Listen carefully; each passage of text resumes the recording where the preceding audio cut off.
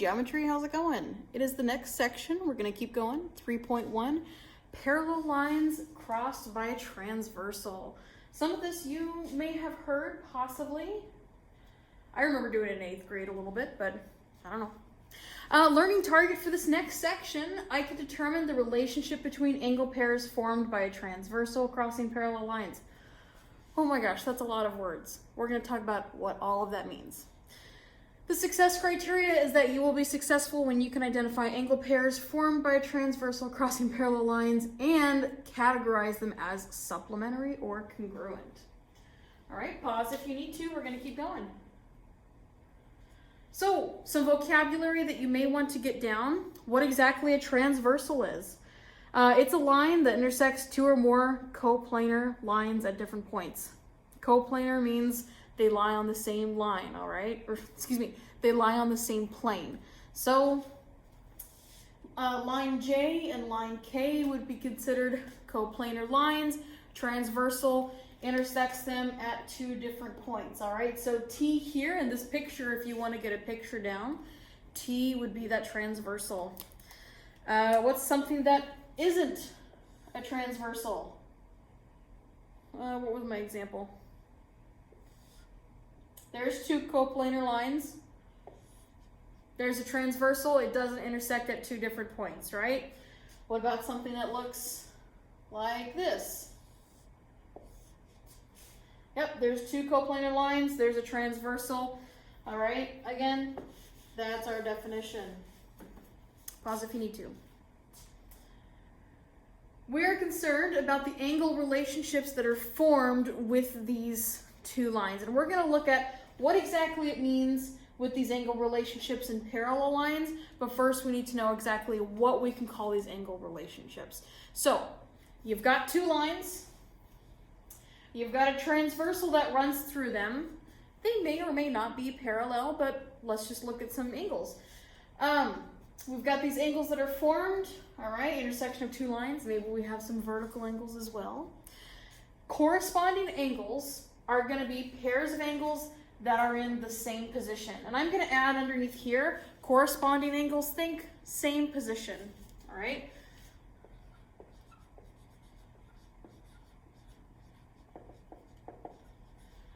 So, if we look at this kind of group of angles up here, the 1, 2, 3, and the 4, and we look at the 5, 6, 7, and 8, corresponding angles would be angle 1 and angle 5. Notice how they're both on the left-hand side of the transversal, and they're on the top part of the lines. So angle 1 and 5, they're in the same position, they're corresponding. There's an example of corresponding angles. Let's get a couple more examples down. 3 and 7 would be considered corresponding angles.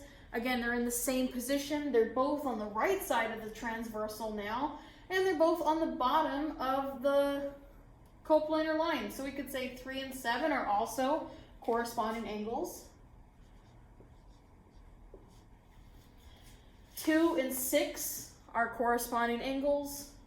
4 and 8 are also corresponding angles. Let's look at what it means to be alternate interior angles.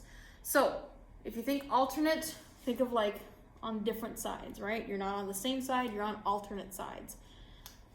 And then interior, I want you to think of on the inside of your parallel lines. So if we were looking for alternate interior angles, we're going to look for angles that are on the other side of the transversal, but are inside of our parallel lines. So, on opposite sides of the transversal, something from the right-hand side, something from the left-hand side, but interior on the inside of these coplanar lines. So an example of alternate interior angles would be 4 and 6. Notice how 4 and 6 are on opposite sides of the transversal, but they're still on the inside here of our coplanar lines. So 4 and 6 would be examples of alternate interior. Angle 4 and angle 6. Another example would be 3 and 5. 3 and angle 5 are on opposite sides. They're on alternate sides of the transversal. And they're both inside, they're interior of these two lines that are being crossed by the transversal. So another pair I could say would be 3 and 5 would be alternate interior. So I'm saying angle 3 and angle 5 are another example. Consecutive interior. Consecutive, think same side, all right? Consecutive, think same side. Interior, again, on the inside of our coplanar lines. So if we're looking at two angles that are on the same side, but same side of the transversal, inside of our coplanar lines, we could say angle 4 and angle 5.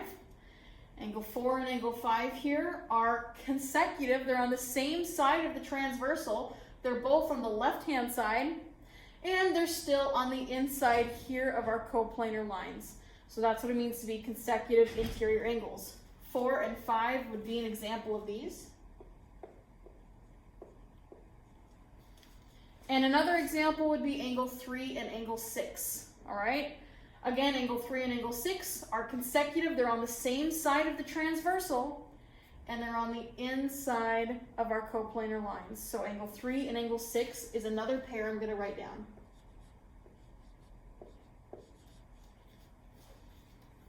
Okay, alternate exterior. Again, alternate, we're thinking opposite sides of the transversal. Exterior now, any angles that are outside. So like angle 2 and 1 and angle 8 and 7, those are exterior angles to our coplanar lines. And things that are alternate are angles that are opposite sides of our transversal. Now there's a lot of words being thrown around here, okay? So just make sure you've at least got a little table here. So alternate exterior, angle 1 and angle 7 would be examples of alternate exterior angles. Angle 1 and angle 7, they're on different sides of the transversal, and they're on the outside of our coplanar lines. So angle 1 and angle 7 would be examples. Another group that we could say would be alternate exterior angles would be angle 2 and angle 8. Angle 2 and angle 8 are on alternate sides of my transversal. Angle 2 is on the right-hand side, angle 8 is on the left-hand side, so they're considered alternate. They're also exterior because they're on the outside of my coplanar lines. So angle 2 and angle 8 is another example. Okay, last one. Consecutive exterior angles. Consecutive exterior angles are, what's the last kind of pair? Consecutive on the same side of the transversal, exterior on the outside of our coplanar lines. So another grouping would be angle 2 and angle 7. Angle 2 and angle 7 are on the same side of the transversal. They're both on the right-hand side here, angle 2 and angle 7, and they're considered exterior because they're on the outside of our coplanar lines. So I'm going to say angle, what did I say, 2 and 7. Another example would be angle 1 and angle 8. Angle 1 and angle 8 on the same side of the transversal, and they're exterior to our coplanar lines. So angle 1 and angle 8. All right, take a second, pause if you need to.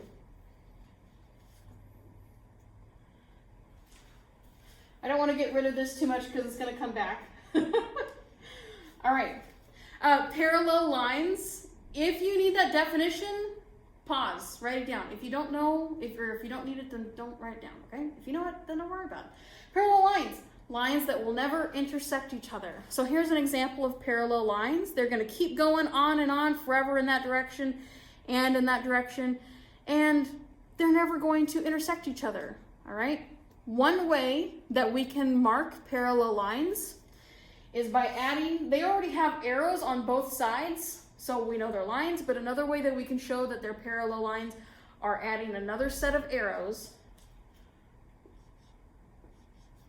off to the side. So as soon as you see another set of arrows, they're both pointing the same direction, then we know that those are parallel lines. Again, that's another way that we could mark segments being congruent, is if we add those little slashes, or angles being congruent.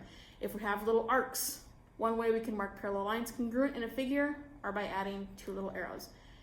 If there's more than one set of parallel lines in a diagram, then we can just add more than one set of arrows. So maybe this is a second set of parallel lines in a figure.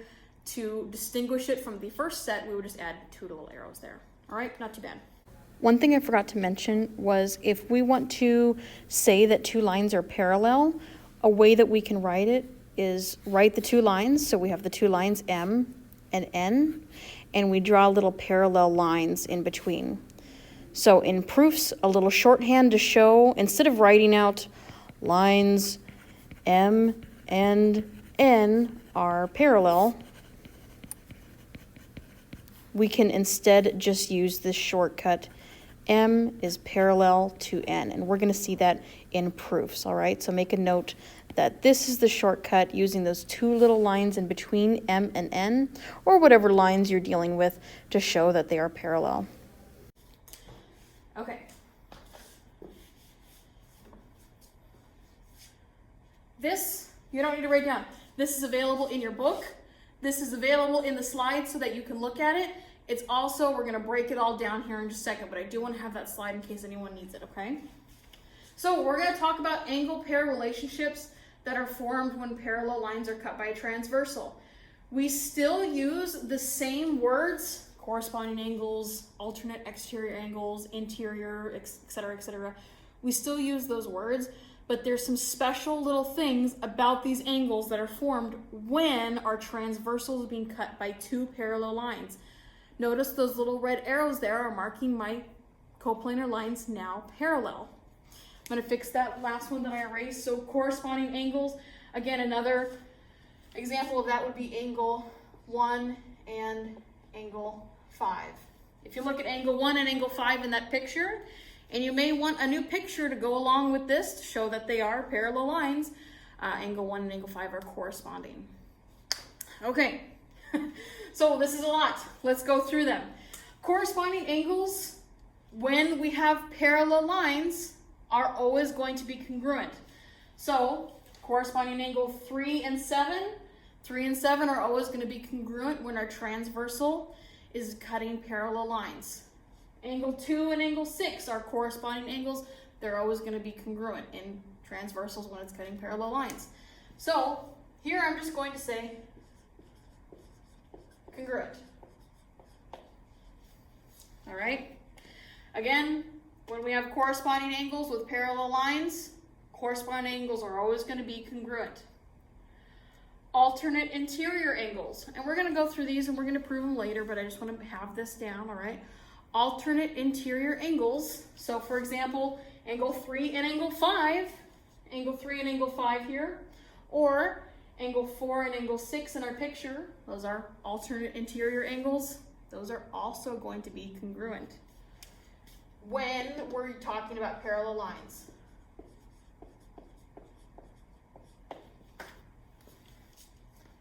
Consecutive interior angles, so if we look at that, 4 and 5. Okay, angle 4 here is definitely acute.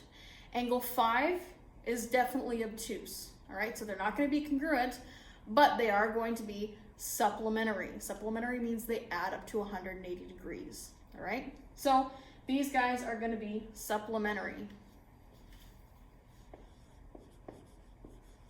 And I'm just going to abbreviate it that. So angle 3 and angle 6, for example, again, are another pair of consecutive interior angles. 3 and 6 would also be supplementary because they are consecutive interior angles. They add up to 180 degrees.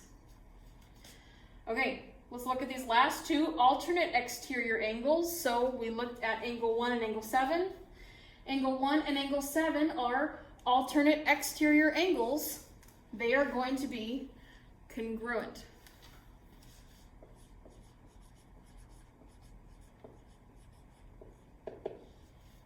Angle 2 and angle 8, go look at angle 2 and angle 8 in that picture.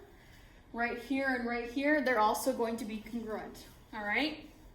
So alternate exterior angles when we're dealing with parallel lines cut by a transversal are congruent. Consecutive exterior angles. Let's go look at angle 2 and angle 7. Angle 2 and angle 7. Or angle 1 and angle 8. Angle 1 and angle 8. Those special pairs are going to be supplementary, all right? We can look from the picture. We're going to prove all of these later as well. If you have consecutive exterior angles that are being cut by a transversal with parallel lines, they're going to be supplementary. I'll write down that whole word. There you go. There's the whole word. Supplementary. Okay. Pause. Write that down. We'll continue talking about more. I think that's all I got for you today. Yep.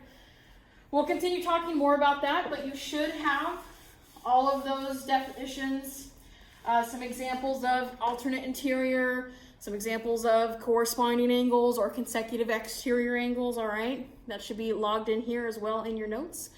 You can either check off notes with me now, come back to the meet, show me your notes, perfect. Or you can check them off with me on Thursday or Friday when I see you.